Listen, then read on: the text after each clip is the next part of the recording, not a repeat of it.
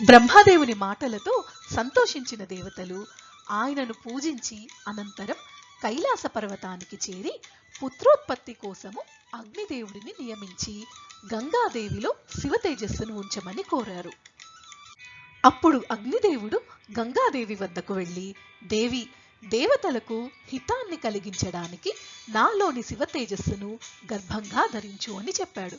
అప్పుడు గంగ సౌందర్యవంతమైన స్త్రీ రూపాన్ని ధరించగా అగ్నిదేవుడు శివుని తేజస్సును ఆమె శరీరమంతటా వ్యాపింపచేశాడు.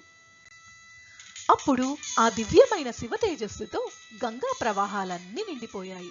కాని ఆ తేజస్సు యొక్క తాపాన్ని తట్టుకోలేక గంగ అగ్నిదేవునితో, దేవ, క్షణక్షణానికి బలంగా మారుతున్న ఈ తేజస్సును నేను భరించలేకపోతున్నాను అని చెప్పింది. అప్పుడు అగ్నిదేవుడు ఆమె గర్భాన్ని అక్కడే ఉన్న హిమవత్ పర్వత ప్రాంతంలో విడిచిపెట్టమని చెప్పాడు. అనంతరం గంగ తేజవంతమైన గర్భాన్ని తన ప్రవాహముల నుండి అక్కడ విడిచిపెట్టింది.